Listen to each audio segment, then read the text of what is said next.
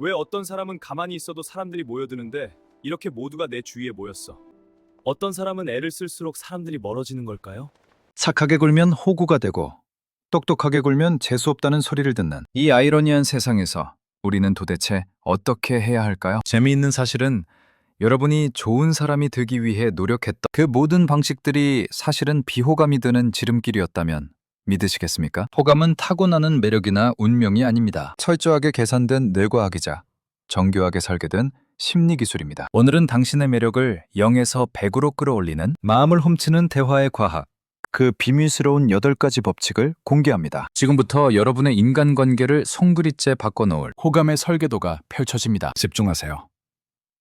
첫 번째 챕터, 내용보다 강력한 비언어의 힘입니다. 우리는 흔히 말을 잘하려면 유식한 단어를 쓰고 논리 정연하게 말해야 한다고 착각합니다. 하지만 캘리포니아 주립대 엘버트 메라비언 교수의 연구에 따르면 대화에서 상대방에게 영향을 미치는 요소 중 말의 내용은 고작 7%에 불과했습니다. 나머지 93%는 무엇이었을까요? 바로 표정, 태도 같은 시각적 요소가 55%, 그리고 목소리의 톤과 억양 같은 청각적 요소가 38%를 차지했습니다. 즉, 당신이 아무리 훌륭한 논리로 상대를 설득하려 해도 굳은 표정과 불안한 목소리가 이미 나를 믿지 마세요 라고 외치고 있다면 게임은 끝난 겁니다. 매력적인 사람은 텍스트로 대화하지 않습니다. 그들은 분위기로 대화합니다. 따뜻한 눈빛, 여유로운 제스처, 안정된 톤으로요. 이 93%의 비언어적 신호가 상대의 무의식에 이 사람은 안전하다, 이 사람은 매력적이다 라는 강력한 최면을 거는 것이죠. 말재주가 없다고 고민하지 마세요. 대신 거울을 보고 내가 어떤 표정으로 말하는지부터 점검하세요. 내용은 그 다음 문제입니다. 그렇다면 비언어적 신호만 좋으면 모든 게 해결될까요?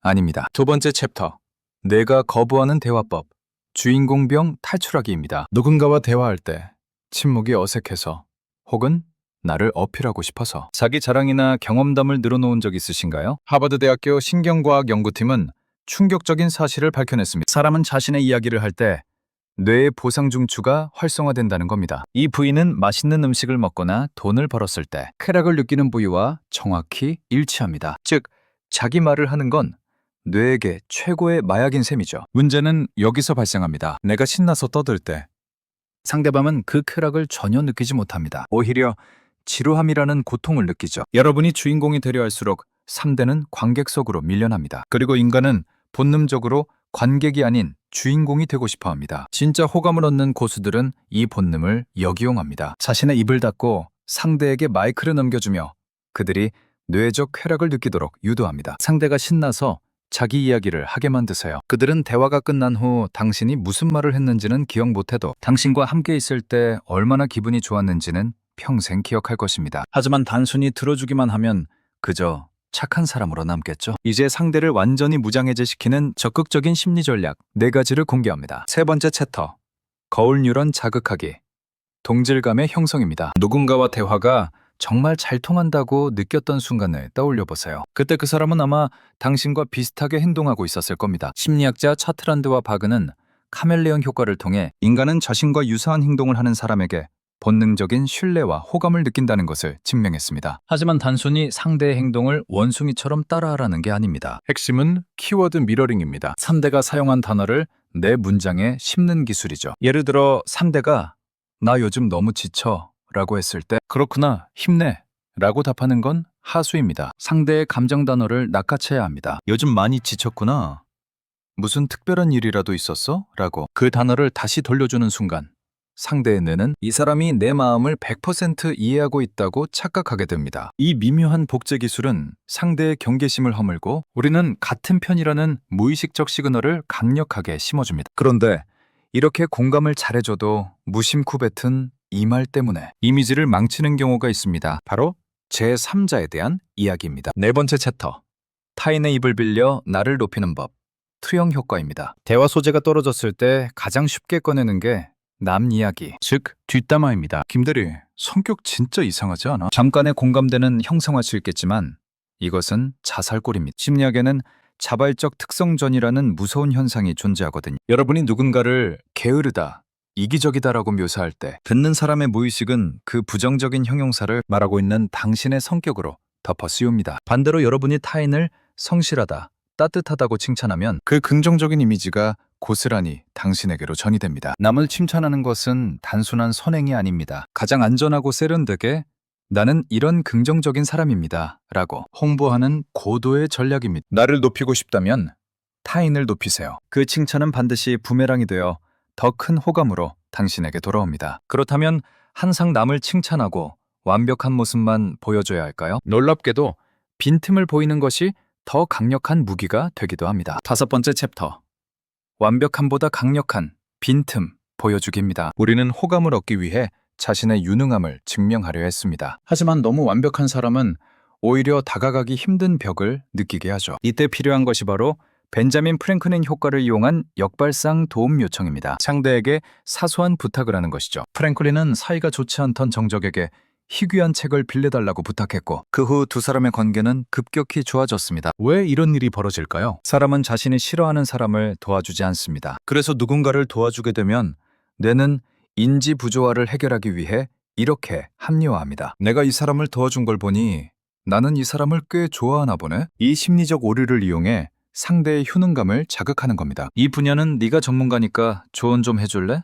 라는 말은 상대의 자존감을 세워준과 동시에 당신을 도와주고 싶은 사람으로 만듭니다. 완벽함은 존경을 부르지만 빈틈은 사랑을 부릅니다. 적당히 기대고 요청하세요. 그것이 상대를 내 편으로 만드는 지름길입니다. 이제 관계의 깊이를 더하는 가장 단순하지만 강력한 한 단어를 소개합니다. 이 단어를 쓰느냐 마느냐가 관계의 온도를 결정합니다. 6번째 챕터.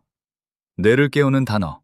호칭과 연대감입니다. 시끄러운 칵테일 파티장에서도 내 이름은 기가 막히게 들리는 현상. 칵테일 파티 효과를 아시나요? 인간에게 자신의 이름은 세상에서 가장 아름다운 소리입니다. 대화 중간중간 상대의 이름을 적절히 섞어 불러주세요. 그랬구나 보다 지민아 그래서 어떻게 됐어? 가 훨씬 더 강력한 주의 집중 신호를 보냅니다. 그리고 또 하나. 너와 나라는 분리된 주어 대신 우리라는 통합된 주어를 사용하세요. 너 이거 좋아해? 가 아니라 우리 이거 먹으러 갈까? 처럼 우리라는 단어는 너와 나 사이의 심리적 경계선을 지우고 뇌에게 우리가 한 팀이라는 강력한 암시를 줍니다. 이름을 부르는 것은 상대를 존중한다는 신호이고 우리를 쓰는 것은 상대와 연대하겠다는 선언입니다. 이제 마지막 단계입니다. 아무리 좋은 관계도 갈등은 피할 수 없죠. 이때 적을 만들지 않고 내 뜻을 관철하는 디테일이 필요합니다. 7번째 챕터. 저항을 없애는 접속사의 마법. but 지우기입니다. 의견이 다를 때 습관적으로 맞아, 하지만 그건 아니지 라고 말하고 있진 않나요?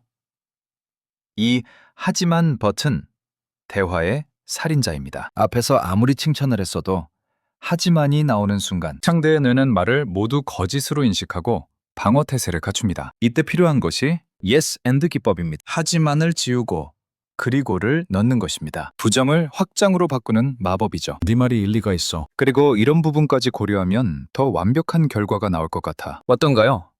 반박이 아니라 보완처럼 들리지 않나요? 심리학에서는 이를 심리적 저항을 낮추는 기술이라고 합니다. 상대의 의견을 존중하면서도 내 의견을 얻는 이 화법은 갈등 상황조차 호감으로 바꿉니다. 말 한마디, 접속사 하나가 적을 만들기도 하고 동지를 만들기도 합니다. 당신의 언어에서 하지만을 지워보세요. 마지막으로 이 모든 기술을 관통하는 단 하나의 진리를 전해드리며 마무리하려 합니다. 8번째 챕터. 말 잘하는 사람은 듣는 사람이다. 오늘 우리는 미러링, 제3자 칭찬, 도움 요청, 이름 부르기 등 다양한 기술을 배웠습니다. 이 기술들의 공통점이 무엇일까요? 바로 관심의 조명을 나에게서 상대로 돌리는 것입니다. 최고의 대화법은 화려한 언변이 아니라 상대를 무대 위 주인공으로 만들어주는 것입니다. 대화는 내가 빛나기 위한 동무대가 아닙니다. 오히려 내가 훌륭한 조명 감독이 되어 상대를 비춰줄 때 상대는 그 따뜻한 빛을 비춘 당신을 사랑하게 됩니다. 내가 빛나려 하지 않을 때 비로소 상대는 나를 가장 빛나는 사람으로 기억한다는 역사. 이것이 바로 마음을 훔치는 대화의 본질입니다. 오늘부터 당신의 대화가 상대를 주인공으로 만드는 아름다운 무대가 되기를 바랍니다. 허감은 설계되는 것이니까요. 오늘 영상이 도움되셨다면 구독과 좋아요 부탁드립니다. 지금까지 여러분의 마음의 한 스푼, 간단한 스푼 심리학이었습니다.